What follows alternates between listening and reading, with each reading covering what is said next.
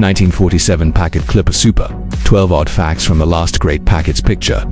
A crisp morning in 1947, the war is over. The world is rebuilding, and rolling down the street comes a machine that doesn't shout, doesn't flex, doesn't beg for attention. It simply exists with the calm confidence of old money. Long, smooth, understated lines. No fins, no chrome explosions, no circus, just pure elegance. It is the 1947 Packard Clipper Super, a car built by a company that wants to find American luxury when Cadillac was still figuring out who it wanted to be, and behind its soft-spoken exterior lie secrets, quirks, and the kind of engineering decisions you would expect from a brand that believed luxury meant silence, endurance, and dignity. Tonight, we unlock 12 odd facts from one of the last truly great Packards. Stay with me, because the deeper we go, the more fascinating it gets. The Packard Clipper luxury without noise. The 1947 Packard Clipper was an T created for people who wanted to announce themselves.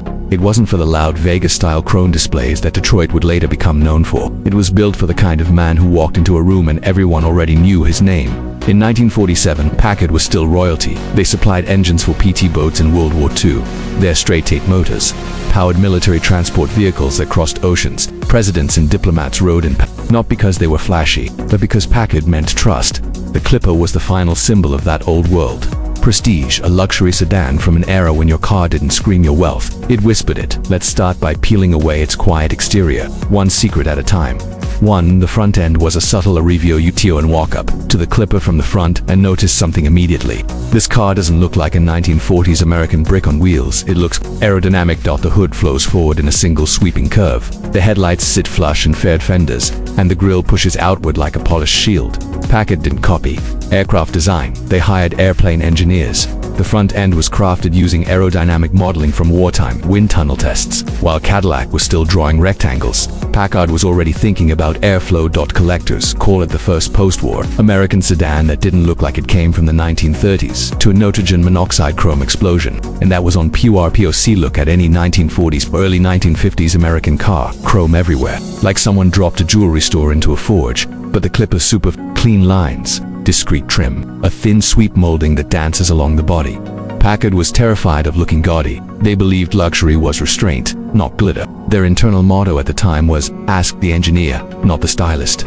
Today people call it understated. In 1947, it was radical. 3. The hood was built to hold a mechanic eye on a side deep up the hood. It lifts like the lid of a piano. Underneath, an engine bay so cavernous mechanics could sit inside it and still have elbow room. Here's the odd part. Packard designed the hood and support rails to literally hold body weight. Dealers were expected to crawl into the engine bay to service the straight-8. Don't flimsy hinges, no thin steel. The hood is reinforced like a bank vault door. Today, collectors say, 2 hands aren't enough, bring a friend.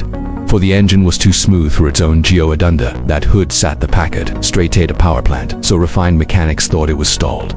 Packard engineered the crank, cam, and bearing surfaces so precisely that customers regularly asked, is it on? Salesmen would set coins, wrenches, or matchsticks on the running engine to prove it.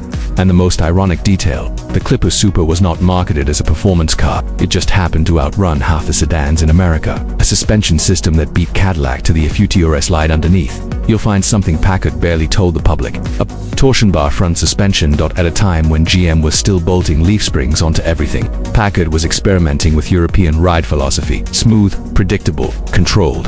Long wheelbase cars should float, not bounce. Clipper owners described its ride as a living room that simply happens to move. 6. The passenger space was a sofa, not S8. Into the cabin, wide, deep, plush. It's not a bench seat, it's a sofa. Packard actually consulted furniture manufacturers to design the inner cushions and springs. There's no gimmick here. It was straightforward, unapologetically luxurious thinking. If your car costs more than your house, it should be more comfortable. Today's owners say the Clipper feels less like a car and more like sitting in your grandfather's most expensive armchair. 7. The dash was built like a musical instrua Monty. Look at the dashboard. Curved, smooth, polished, not metal hammered into a rectangle. It was molded, sculpted, and finished like piano cabinetry. The gauges float in polished bezels. The radio sits aligned with Art Deco symmetry. Every knob is chrome, but never flashy. It's a cockpit designed for diplomats, not drag racers. 8. The steering wheel was as big as your Dejo Bay grip. That massive wheel. It's enormous, almost comedic by modern standards. But here's the secret. The Packard straight-eight produced so much torque that early pre-power steering tests snapped smaller wheels. Packard engineers simply decided, make the wheel larger rather than compromise engine performance. It is one of the most unapologetically functional, old-school solutions ever built. 9. The Clipper hit one of the first luxury quiet modes. Packard deliberately tuned the exhaust to produce almost no low-frequency rumble. Unlike high-end sports cars that shout power, the Clipper whispers. The company wanted the driver to hear conversation, not engine and not wind. Owners at the time joked, "It sounds like a ghost pushing a velvet sofa." 10. The doors weigh more than some entire CIRs. Soap in the door. Not gently, you need force. The steel is thick, overbuilt, unnecessarily strong. Packard believed that a luxury car should not vibrate, rattle, or ring, so they built doors that were silent grenades, heavy, quiet, immovable. Packard engineers were so fanatical that they used multi-layer insulation behind the door panel, not for sound, but for dignity. 11. It had a trunk designed for diplomats. Lift the trunk lid. It's not just large, it's designed for steamer trunks, garment bags, and diplomatic luggage. The spare wheel sits vertically in its own compartment, so the cargo floor is flat. European touring cars would copy this layout 10 years later. Packard already had it in 4712. It started like a luxury WATCH. One of the strangest details. The Clipper starts with a key and a dedicated ignition control, not just a single switch. Turn the key, then operate the starter. Not because Packard couldn't simplify it, but because they didn't want accidental starts if someone brushed the key. This wasn't a car for grocery runs. This was a chauffeur's tool. Context and elegance. Clipper Super represents a tragic moment in American automotive history. Packard was still at its peak in 1947, but the world changed faster than they did. Competitors embraced flash, fins, and marketing. Packard stayed dignified. In an age of neon, they spoke Latin. That philosophy made them legendary, and then it destroyed them. Expert opinion. What the historians car journalists often call the Clipper Super, the last Packard that knew who it was. Design historians say, you cannot understand mid-century American luxury until you sit in one. Collectors describe it differently. It's not the best car, but it is the last great Packard. Ownership feel. Driving the Clipper SUPR. Imagine sliding into the front bench. The door closes like a vault, not a slam, a muted thud.